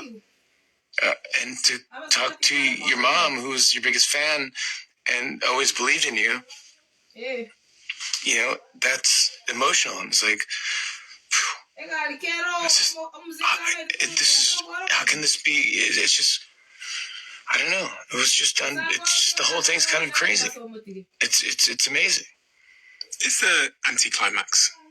No, Because if you aim at that one goal and put it on a pedestal for that long in your life, no, it paid off. It was everything. It was what I dreamt. It was crazy. Everything. The announcer, Jimmy Fallon, him saying my name. I was like, dreamt of it. He was really saying it. I could watch him. I enjoyed every second of it. Every bit. The internet was happening at the time, and then people started sending me fan letters, and then web pages, and it was just like you started getting famous. And here's the New York City street I walked on not too long ago, being kind of afraid and intimidated. Now I'm walking, and people are going, Jimmy, and it's cool. And you go, yeah. what weren't you prepared for? It's okay. Getting rejection, getting your sketches cut, being told you're not funny, Yeah? haters. This is before Twitter and all that stuff, which is a different ball game that I wasn't ready for either. But you think that it's just gonna be, oh, this is cool, everyone will be great. But then people, not everyone's rooting for you. Some people want you to fail. People's jobs are to take me down, Okay. and to put bad press out and stuff. It's just, that's their job, and you're just like, ooh. I think it was. I don't No, in my live in smoking that room. world. I don't believe that it's real, but it kind of is real. And you go, oh, Now you have this we're just motion. gonna be mean, and you gotta That's why again, the police just come in this toughen up house in the morning. and get through it, and just keep your head down, and keep being funny, and just keep doing things. And That's keep, the reason why the police keep being come creative to this and house at 5 if you move a.m. that out, you realize it's not even real. It's Well, you real, can- but it's noise. Yeah, It's the just- police it was doesn't here. affect you. You can only How? believe in yourself You and, don't and see know I that have you have to keep I have going. big scar here. If You you don't keep see. scoring, that will show. Your work will show. You call the That police or stuff she I wasn't call? prepared We for. both call. of- They come of for her dealing and they with also come the for me. overcoming that, Overcoming that. Yeah, overcoming like hating on you, You or might, What? might be saying you're funny, not good or Are something. you serious? It's like, you Yeah, don't think she that's gonna finished happen. and I also called my own. But it will if you're successful, because someone will be like, someone's not going to like you no matter what. As someone that's always trying to please, is that the antithesis of pleasing? What? For one's brain who is orientated towards making people happy. It's the worst. Yes, it is the absolute worst. I hate it. I want everyone to like me. I can't stand it. I go, oh my gosh, what can I do to make you like me? What? I think the answer is you can't. You can't make everyone like you. Okay, I think you're too just- tired. Good night. You have to do I'll what talk you to you do tomorrow. and do the best that you can at what you do. Close your eyes. and Close your lights. happy with It's yourself. time for sleep. I'm I mean, not look, tired. what's the I want to see alternative? what you do. The alternative is you Nothing, I'm quit, just here. Yeah, you quit, or Change. you change you to In Be- your room or what? I guess what the In person my who mother's hates you house, likes. I thought Someone else will it's just my hate room, that. but it's more her room. So what, yeah, the I'm original renting people room. will For hate mental- that. I'm paying that with you mental change and health. go, oh yeah, I mean, And then you'll hate yourself. For I yeah. want to know if it's I mean, the there's- room. If I talk nicely, I nobody. love music, but I Or remember she- I love the Beastie Boys. No, she's growing asleep up, but now. there's She can't That hear one me. line Mike D says, like, be true to yourself and you will never fall. And it's like, kind of is the move. It's just be true to yourself. Then everyone can say whatever they want. It's like, that's who I am. How did you What did you cope with that stardom, being thrust into public spotlight? You're getting feedback from everywhere. You're getting the good, the bad, the ugly. You're someone that wants to please. Did you seek any professional help? Did you get any support? No. No, I just kind of live through it and go like, yeah, I think I'll figure it out. I think fame was fun. It's cooler. It's cooler than cool. It's like, wow, this is what I thought it would be. But it's also, podcast. at the end of the day, it's the work and the stuff that you Yeah. do and the stuff that comes out of it where I'm most proud of, where I'm like, oh, I get to do this. I think this bit could be fun. Like I remember we had Mick Jagger on the show. You see my Lauren tooth here? So Mick will do a sketch if anyone has an idea. And I go, I can do an idea where I'm the reflection of Mick Jagger in the mirror. And I'm like, what doing a shout out that way? And Lauren goes, My please don't two, do that. the man in College Absolutely, Station, please he break please it. don't do that. This one. It's been done. The Marx Brothers have done it. It's just Lucille Ball. It's been done. Please don't do that. I go, okay. He goes, but go pitch Mick ideas. The man I was don't dating wanna in pitch him College ideas. Station, he You're the break my producer. I'm tooth. nervous. This one. I didn't know Mick Jagger. It's like, just go in and pitch me ideas. With the beer bottle. So I wrote out like 10 ideas. I'm like, hey Mick, he's very nice. And I go, I Black was thinking maybe American. me and you, you play Keith and I'm you, and we work at a Yeah. a sunglass hut or something like that. And he's like, yeah, no, don't really like that. I don't like that. And I go, It is on your way then I to had this Austin. other It's idea, like where 1 hour from you and I Houston. work in an ice cream shop, but we're blah blah blah. And he's like, nah, no, I don't really like that. I don't want to do that. And I go, all right, and I'm going down the list, and the ideas are getting worse and worse. And I'm just like, Yeah. oh my gosh. And then out of desperation, I go, or we could do something where you come in your dressing room and I'm your reflection in the mirror. And you're like, why am I doing this shot? I've done it in the 70s and done the 80s. And what am I doing that? What am I doing? And he goes, oh, I like that. And I go, so I go back to Lauren's office. I go, good news, bad news. Good news. Nick wants to do a I sketch. think even him, Bad news is it's a mirror he have sketch. mental And disability so Lauren's issues like, okay. because We'll the do way it. he was behaving And, is not very normal. We wrote it in a night. He wanted to bring which girlfriend never number been 2 done. to I don't live think in the. so. When He I was had on the like show, a we big wrote it farm, on so a he wanted to bring girlfriend number 2 Thursday to night, live there with me rehearsed and it him, once on and we Friday, all sleep and did in the the show same on bed. Saturday. We all And use it one worked. kitchen. And it really worked. It I was told might him, be sir, one of the best sketches I no, was it's ever not in. like that. And Mick was so happy We don't do it like that he in Africa. was He so said, giddy, and he kind of "Shut shook the my fuck hand up. through the You're mirror. not in Africa. which You're in is funny, America 'cause now." I was I'm like, supposed to be his "Excuse me? reflection. What the fuck?" And it was just kind of cool. And I remember one of those things where I'm like, the room was shaking. Yeah, he was And I bringing go, girlfriend "That's number cool. 2 Like, in the same dude, place. That's I beyond said, what you know I what? dreamt It's not for I me. could do. So anyway, he said you can being go, on but you Saturday can Night was just one leave dream. your truck here Now because I you're had doing a a sketch 2002 with one of your F-150 truck. rock He said you can idols, go, but I'm going to sell your car for parts and scoring. because It's great. you It's take really too many funny. showers in my house Everyone's having a and good time. it's Like too you much really water think, bill. but that's And I something. was And so it was confused was- because he wasn't had meant to be. a It wasn't well written. It was all just where kind he of get happened the water last from the minute. ground. But those little moments all kind of add up, and you go, "Oh my gosh, this is so." So anyway, Crazy that's that how this I is all lost my happening. truck. How was that? I was looking before you arrived at all the people you've interviewed going back more than a decade, and it's just everybody. It's like Floyd Mayweather to insert the name of the person who's at the top of an industry. You've sat with them, they've been on your show. I was thinking, like, how has that altered your perception of not just what fame is, but like what life is about? Because you've met the best of the best, the top, the richest of the rich, the most famous of the famous. I'm interested, Yeah? in people, whoever it may be, whether it's Bruce Springsteen or Angelina Jolie or something. You're talking to them, just like, talk to me about this thing or what. I don't know. It's like also with my show, I got to jump right in. I have probably 10 minutes interview, which is you got to get in there fast and you're like, I got to make them comfortable and know that I'm not going to make He them look said bad. he I has just his want own to church. talk to It's them those and go people like, they think they're hey, bigger than blah, blah, blah, God. or I'll make a thing, or I'll Because just when say it was some Sunday, I said I joke, want to or go to I don't church. know He what said I'll I do. don't even And believe church. I have my own really, church. and then they'll So be he got in themselves, my and then you truck go, because he did now not it's have flowing, a car at the and time, you so go, he yeah, was yeah, using yeah, my truck. and then you can get into So he got movie in the talk truck and he showed me the family property, the auntie product house, or the whatever, uncle which house, is whatever. the But granddaddy it's that house, first and then kind of he said that's the 5 church to for the 7 minutes family. where you get in there and then I you was start like, but I'm Catholic. playing with it, and you start like, if you can get a laugh Anyway, I came to out find of out Floyd he did Mayweather or not want me something, to it's leave. cool. But, How'd you make it's them okay. feel I comfortable? left anyway, but I Is this?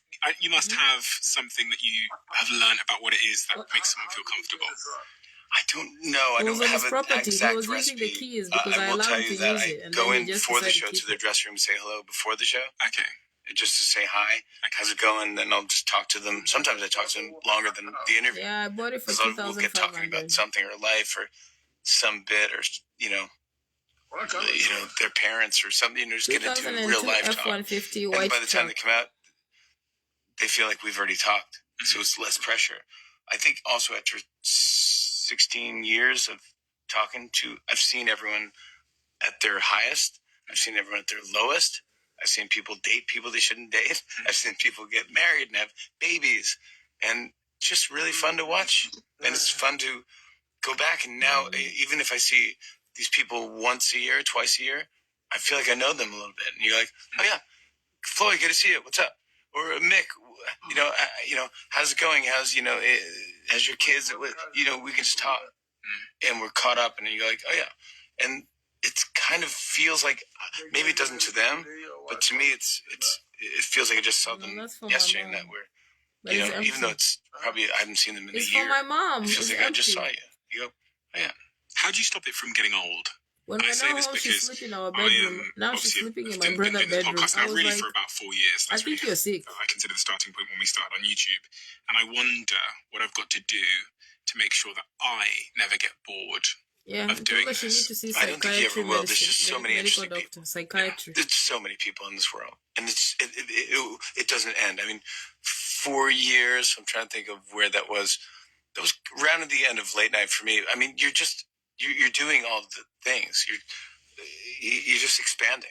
I mean, but you're working hard. I mean, you're trying.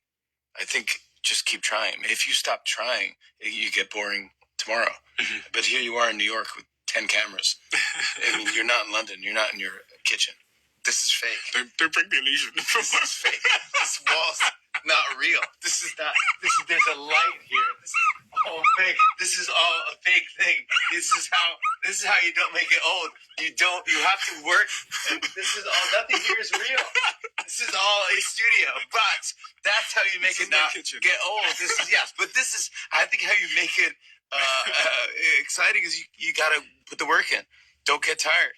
You got to show up. And you always got to show up. You got to be there, and you got to be there for your audience. And you do that. You show up. You do all the stuff. I mean, you have to. And that's, like you said, it's kind of a 7 days a week thing. But it's every day you go, what can I do? What can I do? What can I do? It just becomes part of your life. It's brushing your teeth. It's like, oh yeah, I guess brushing your teeth, someone at one point told me I had to do that. But now I do it every day, so I don't think about it. I brush them 3 times, 4 times a day now. I'm like, How do you keep yourself challenged? Is there something that you're doing to push yourself? Because, we expand around the world. We go to different places. We have increasingly more interesting, different guests and challenge ourselves in that way. But when I looked at your show, I was like, he's starting with the biggest in the world. I know. I started in the biggest city in the world. Start putting more pressure on yourself for any little challenges or trying something. And you go like, I've always wanted to put out a Christmas album, and just come out with and write original songs. Trying to write songs is hard enough. Trying to write 20 original Christmas songs, it's insane. And what hasn't been said? I have an idea for a kid's book that I think could be funny. Yeah, Dada was the first one that was a big deal. It's really the same word on every page. It's just getting your kid to say dada. So I thought that no one's done this. So I go, basically, if you get to the end of the book, it's you saying the word dada so many times that I think your baby has to eventually just go dada. So it'll work. But then you released Mama. I had to because my wife and all my female fans were like, really? You have 2 daughters and you're not going to write Mama, because this is the real truth. Everything is Mama. So that's kind of the same book, except I changed it to you want the kids to say Dada, and they just keep saying Mama. I found some wonderful photos of your childhood, which I adored. Oh my All gosh. these photos. You probably recognize quite a few of them. Did I post these? Where would you find these? I went through your house. Oh my God, this is my Catholic teacher, kindergarten teacher. That's Mrs. Fulling. That's Frank Gentile, we talked about earlier. My friend Steve T-Bout. What is in order? These are my dorm room friends. I would just stand up with Frank, and Steve was kind of the artist in the group. Okay. You want me to send you the link of what I find? Underneath, this is Gloria. Yeah. You want me to share with you the link of what I find? Where we spent many a time. Yes or no is a many question. times in that kitchen. In November 2017, when she passed away, you said, as a tribute on the Tonight Show, which I watched, so for Thursday the best or for which audience, you were referring to your mother, that she was the best audience. She was the one I was always trying to make laugh. Which day Mum, you want me to I'll never search stop for? trying Which to make day? you laugh. And I heard you talk about squeezing her hand 3 times when you're younger and her Yes, squeezing look in yours your back. calendar In a and tell me which fraction day. of like a Or public from which attention I've date to which experienced, date I one of the searched. things that acts as an insulator to all of that for me is knowing that I have a home to return to. And home for me okay. isn't a place, it's people. You know? Yeah. And that's the thing that makes all of the noise feel fake and like it's not real. And that there is something real. And so when I was thinking about all of that and you losing her and her being the audience, her being home for you, Yeah. I have Okay, to I will- understand like I how will that start. changed you. Yes. Yeah, it's the toughest thing that I had to go through. I think you know that it's going to come eventually, but it was Yeah. just so sad because she was so much joy in my life. I'll find something. I just miss her, but you don't stop thinking about the Woodlands people, is far. you know, and you think about all these Yeah, Woodlands things, is far. I and don't have a you look car. at That all would be these too far for me. other photos, and you go, yeah, she probably gave me the microphone. My mom was probably here Even giving me the microphone. When you think about people Conroe dying, is a especially when bit it far, happens but for the because first I don't have a car. week, you go, Unless- I'm going to forget about it. Unless I, And I can't. And you go, oh, it's so sad. And then I the mean, truth if is, I get it's the just same schedule you with don't forget you, about them. or Ever. you know, the They schedule will that never. you're available, then They're in your life. You think about them it'll be better for in me. the weirdest moments. And you'll hear a song, and I'll hear like Duran Duran. Yeah, Huntsville is the best I don't option even know if my because mom liked Huntsville is Duran very Duran, but small. something reminded me of me and my mom listening. Think of my mom. Like, oh my God, can't believe I'm listening to Hungry Like the Wolf for Rio, and I'm thinking about my mom and getting sad. But you do. You have those moments when it's like, Yeah, but in Huntsville I but can walk every. it's In more Huntsville I can walk. happier moments, and you don't get that emotional. If I, Maybe you like when I want to, have I to can cross just the highway, that's a start bit crying scary. because I just miss her. But if it's I, a small street, I think it's of okay. the best times, and I think I wouldn't be who I am without her. When you say that you miss her, you've said that a few times. What precisely is it that you Anyway, miss? let me focus on that because it's already She had a November great sense 11th. of humor, December and she's 2nd, I always, have to be before and December I 2nd. think I have to be back there. there's so many let me things. hurry up and start my research. Talking about Before I'll be talking December about 2nd, myself I have to a be lot. back. and go like, did you see the thing I did? Or the thing, or I want her to bring it up. Like, that thing you did was great. And then it makes you feel good. So I kind of miss the positive reinforcement, the feedback, positive feedback of something that I did that I kind of miss. And her, complaining about something or talking about something she doesn't like. Or I feel like that would kind of give me material. And I miss, like,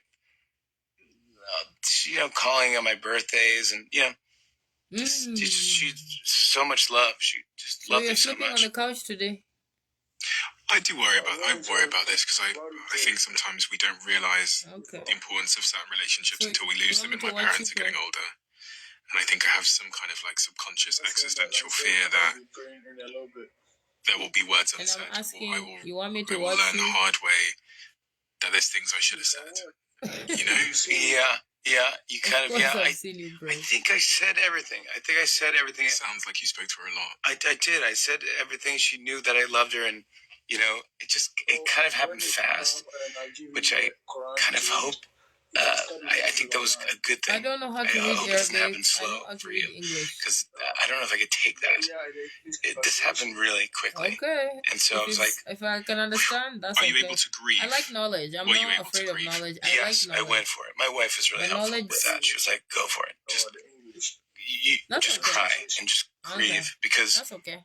eventually you actually just have to stop crying. There's no way you can keep crying. There's no way.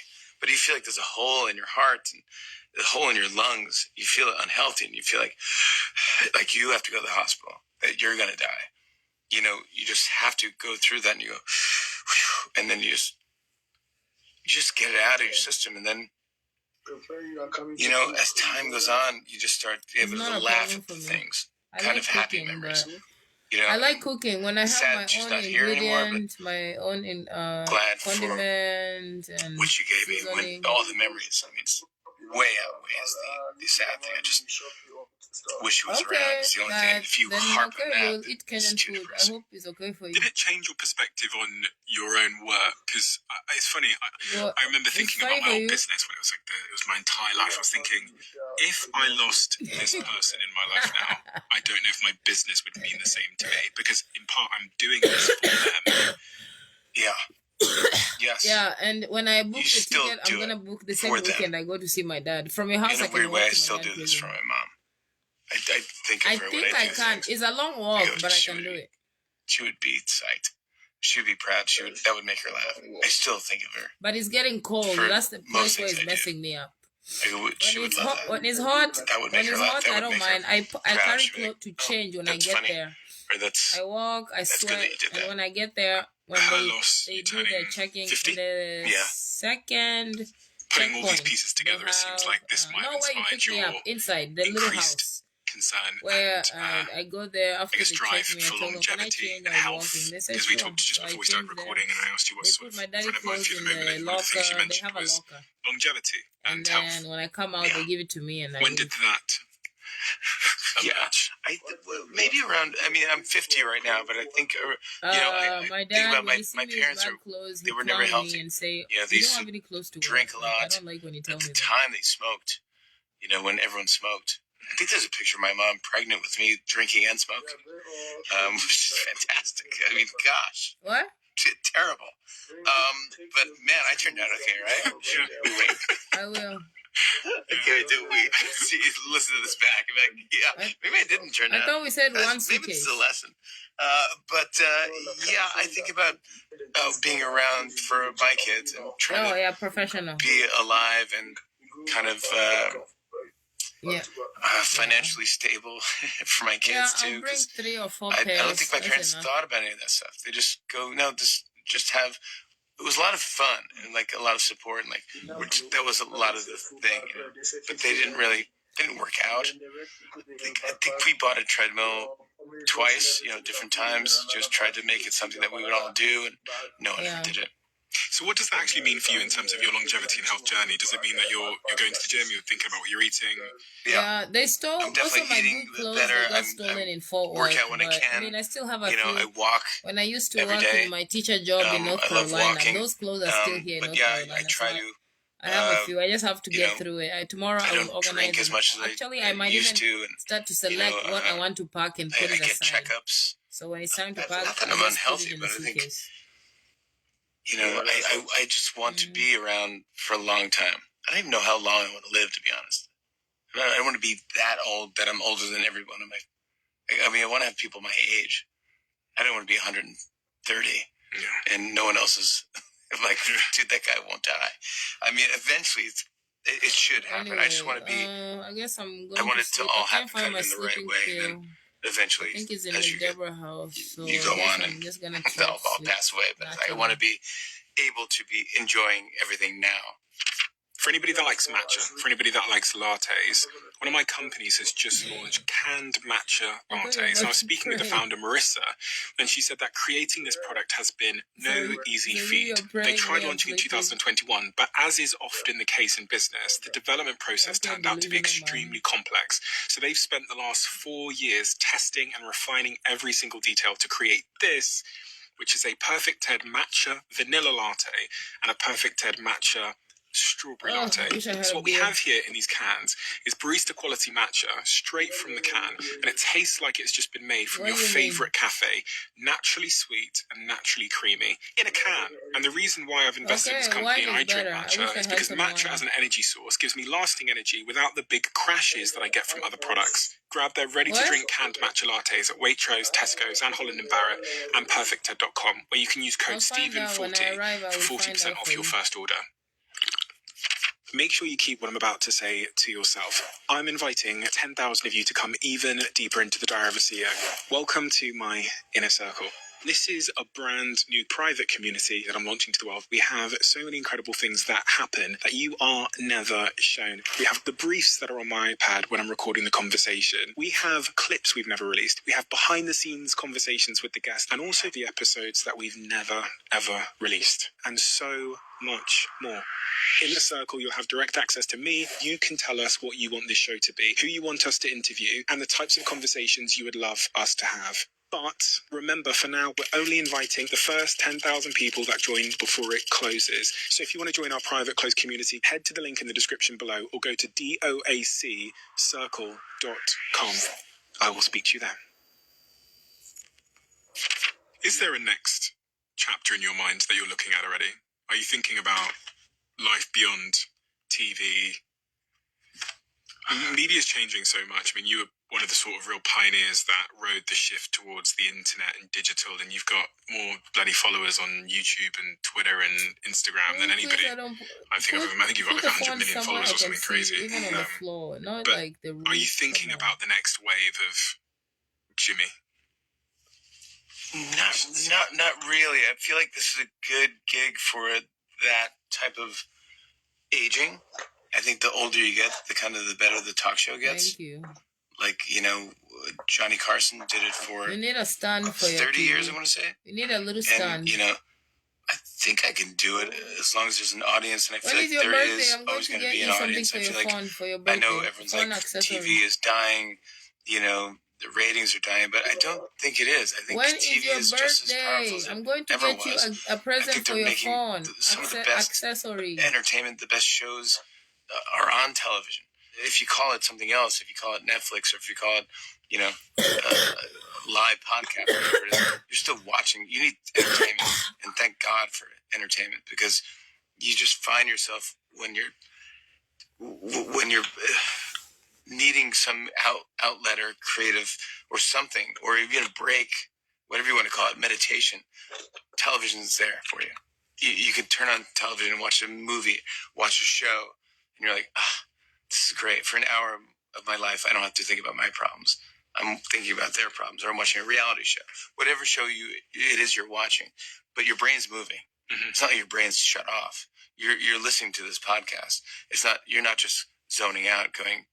You're actually thinking while you're listening to this, and this is changing the way you think. You may not agree that I think. You might think, television's over or whatever, but that's interesting. Still, your brain's moving, and this is fun for people to listen to. And this is, I think, entertainment is always going to be there, has to be around. And I think it's just it's moving this way and that way, but I still feel like eventually there's a screen in your house or wherever you're living that you're going to want to see things on. Whether it's going to be through your eyeglasses or if it's going to be through your contact lenses or your phone or whatever it is, I don't think it's going to be the Apple goggles, but they have to try. Outside of TV, you're very busy. I was reading through your business portfolio, and it's extremely extensive. You founded a production company. Oh, yeah. Producing several shows, series, films. You made a series of comedy albums. Yeah, the last one was called Holiday Seasoning, which it's a Christmas album, but I wanted to create like a new verb. Like, hey, we're all holiday seasoning. Like, are you holiday seasoning? I'm celebrating Hanukkah. I'm celebrating Kwanzaa. We're all holiday seasoning. It didn't take off, but you know what? And maybe in the future, maybe, in 2050, people will all be saying, hey, are you holiday seasoning? Yeah, we're all, I don't know. I don't know if I created what I wanted to on that one. But you got the ice cream, the Tonight Dough. Tonight Dough ice cream. We've raised a lot of money for Serious Fun, which is a great charity. It's a great ice cream, by the way, but it actually goes to a great cause. You look so tired. Win-win. Beautiful. I was reading about it before. It's really cool, And outside of that, there's lots of other things, from a ride at the Universal Studios to spinnies to... Yeah, we got our own roller coaster. Yeah, crazy. God Stompers skate shoes. Yes, Gob Stompers were a sneaker that we came up with. That the more you wear them, the more the leather wears down, and they become different colors. So even your eventually, every pair of shoes become unique to that person. There's no two pairs of the same shoe. The through line here, Jimmy, is about making people happy. From rides to ice cream to maybe the creativity and the fun of the products that you've made. That appears to be the through line. I like that. Yeah. But that's the through line of your life in many respects. It's a really relentless attempt to please others and to make people smile and to make them happy. Yeah, I do. I like that. I like making people happy. It makes me happy. And now you've got 2 beautiful children. It's the greatest thing. You're a dad. It's the greatest thing. I'm a dad. Can you believe that? This guy would be a dad. This guy would be a dad. It's the silliest. And I think I'm a good dad. They're the best kids. I love them so much. They're so fun. They're funny. They make jokes. They're interesting. They're interested. How did that shift the meaning of life for you, becoming a father? Because I'm in the process of hopefully having children at some point. I'm trying. I'll tell you one thing that surprised me. I don't want to tell you about your own kids because no spoilers. You're just gonna figure it all out. And when they get to a certain age, we'll talk and you'll be like, dude. And they go, yeah, of course. I didn't want to ruin it for you. It's great. It's a lot. It's great. But the one thing I didn't think I would happen to me is I like other kids more. I actually appreciate other kids. And they go, hey, are you not sharing with it? Or that kid's got no friends. Go talk to that kid. Because you go, that could happen to my kid. So you start thinking about other kids. Go, hey, no, be nice to him. Or he's, it's like you said, and then the screaming baby in the restaurant that once when you were younger, you go like, will you shut that baby up? Now you go like, dude, give me the kid. I'll take the kid for a walk. I will shut the baby. I understand what it's like to get out and be a parent and you don't want the kid to cry. And I understand, I get all that now. And you go, oh, I'm much more patient with that. What advice would you give your 2 daughters for life? A life well lived. They said, Dad, listen, how do we live a good life? Be nice to people. Give when you can. Make people smile. What if they say, Dad, I want to know how to be successful? Then go do what you want to do. I think that will make you successful. Do what you want to do. If you do what you want to do, you'll be successful. How are you misunderstood? Because we're all misunderstood in some way. Maybe someone that laughs at everything.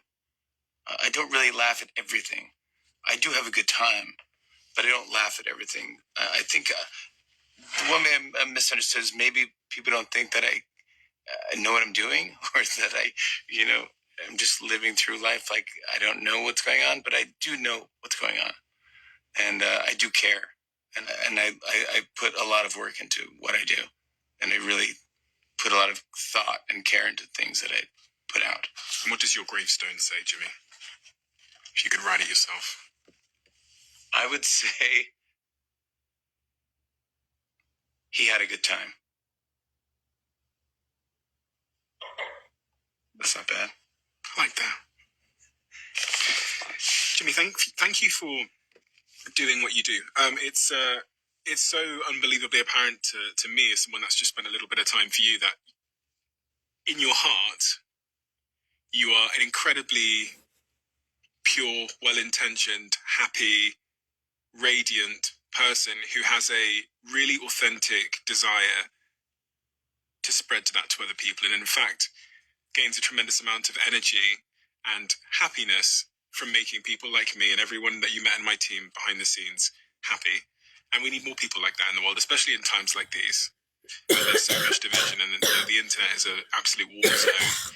It feels like everybody's frankly losing, if I'm being honest, because everybody's just firing shots at each other on both sides of the aisle, but just generally, just all sides of life. So it's wonderful to have people in the world and safe spaces and fun places that maintain a bubble of happiness and joy and humour.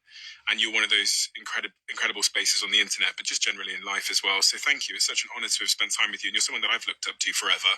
You've been on screen for most of my adult life, and I've before I was interviewing people, and I had the privilege of doing this. So you're one of my idols as well, and so thank you for that as well. It's been a tremendous honor, and I feel somewhat it's incredible that I'm like in New York and I'm sat across from you. It's really something special. Keep doing what you're doing. You're great. You're fantastic. Oh, I had the greatest time. It was so fun. I want to say thank you to every camera. Thank you, thank you, thank you, thank you, thank you, thank you, thank you, thank you. We have a closing tradition. Oh. Where the last guest leaves a question for the next guest, not knowing who they're leaving it for. And we'll ask you to do the same. The question left for you is an interesting one. It was, how would your view of yourself change?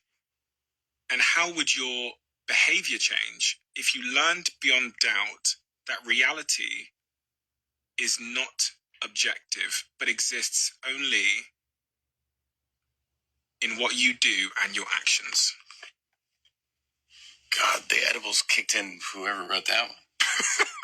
It's a deep one. Jesus. I wouldn't be shocked. I wouldn't be shocked. I go, wow. I probably would take credit for it. I'd probably say I knew that. And then you go, wait, what? You knew that? You go, yeah, I wouldn't be shocked if all of this was just based on what I'm doing. It's fascinating. If that's the real truth, how fascinating! What a great experiment this was. And I hope, I hope I passed. And again, I'm a people pleaser. Whoever is playing this game, I hope they're enjoying the game they're playing. I sometimes think it's a simulation. We think we've like banned that as a conversation. And someone's playing us. Yeah, they're just like messing around. It would make sense. But don't you think whoever's playing us is enjoying themselves? Like we're good characters. Maybe they like started the game and they've like wandered off. And no, it's like Toy Story. They don't play us anymore. Yeah, they're off doing some things and they like forgot and we're like fucking around. Yeah, and then they go, oh, I didn't play that in so long. Yeah. Jimmy Fallon game? Oh, yeah. This dude. No, I don't play that game anymore. Yeah. No, I had him create a business. But they forgot to turn it off. Oh my gosh. But yeah, well, hopefully that you don't have to play me anymore. I'm going to get to the next level. You will. Jimmy, thank you. You're the best. This was so fun. Thank you so much. I really enjoyed it. Thank you so much. Thank you so much, Jimmy. Really Thanks for having me in your kitchen. Oh my God. Really, I like what you've done with the place. This has always blown my mind a little bit. 53% of you that listen to this show regularly haven't yet subscribed to the show. So could I ask you for a favour? If you like the show and you like what we do here and you want to support us, the free, simple way that you can do just that is by hitting the subscribe button. And my commitment to you is if you do that, then I'll do everything in my power, me and my team, to make sure that this show is better for you every single week. We'll listen to your feedback. We'll find the guests that you want me to speak to.